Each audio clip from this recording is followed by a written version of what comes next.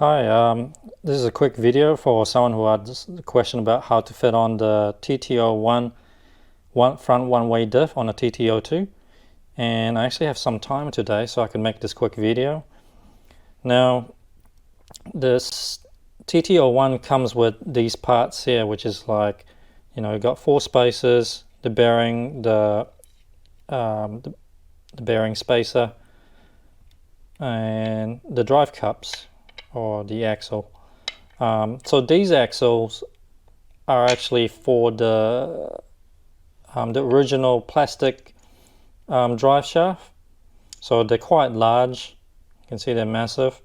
So you need to replace, if you're using the metal drive shaft, the smaller version, so you need to replace this with the smaller drive shaft. So that's an additional purchase, unfortunately. And you can see the difference in sizing here. Put this on. So the metal drive shaft, this is simply too big. So this is only for the plastic drive shaft, the big chunky one. So replace that, get rid of it. Now to assemble it's pretty easy. You just got to put on the ring diff here, sorry, the gears. And with the spacers, I found with the TTO2 you only need to use one on each side. So I would just use the spacer like this. It's alright. Okay, let's set out the bearings first. The bearings, slide the bearings together, and you got the more of the flat side of the bearing, and then the smaller diameter of the bearing on the outside. So I would place them like this, having the bigger side of the bearing on the inside and one spacer on the inside. If you put the spacer on the outside, it'll end up falling out, and it's not really doing its job. So like that. Do the same for the other side.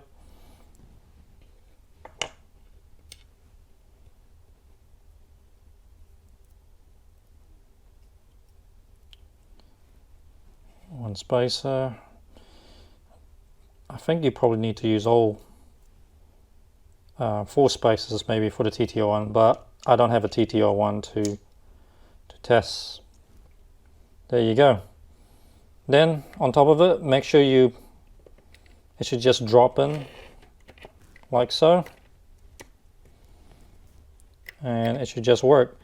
And the other problem is, make sure you put it on the correct side. So it should be on the left hand side. If you're facing this way, so it's on your left hand side, because if you place it in the wrong way like this, that's backward. That's not going to work. And I'll show you how to test that it's correctly installed. You know it's on the correct side if you can rotate the drive carb forward, but you can't rotate it backward, so it rotates forward freely, and then if you try to rotate it backward, there's resistance. That's correct.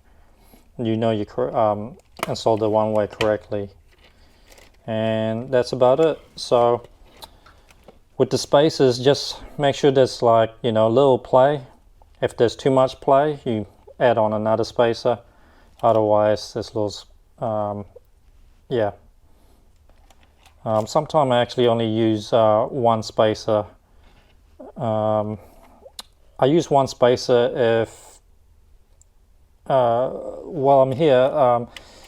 This is an issue I can highlight with the TTO2. So this is like a mistake with Tamiya. This is the Tamiya CVD, which is 39mm, and it's simply too long for the front. It's fine for the back, but it's too long for the front. And this is what they recommend. They recommend you get a 39mm. And I've got Year Racing CVDs here. I'll show you the Year Racing here. And this is actually made for the TTO2 as well. They make it for them. It's quite cheap. It's like $10 for a set, I think. It's a 38mm. So it's just 1mm shorter. You can see Yeah, anyway, it's about 1 mil shorter, and it makes a difference. The reason for that is that the 39 mil at full lock,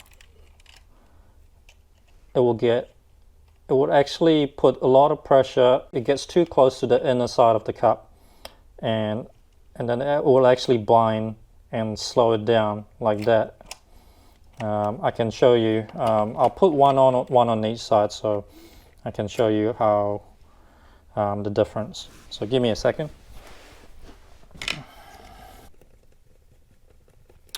Right, we're almost there.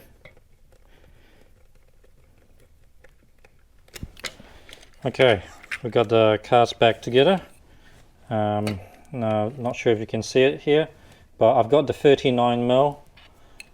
This is the Yeah Racing 38 mil here. I took it out and I used a 39 mil drive shaft from Tamiya.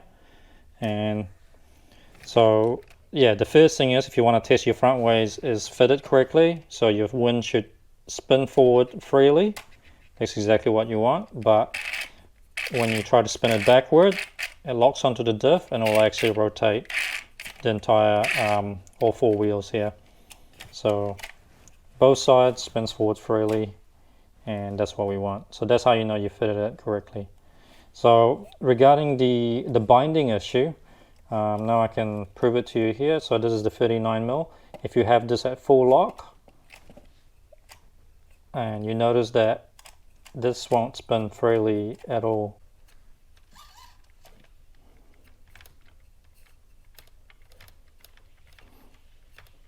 Never mind, it's still an issue. Didn't really fix it.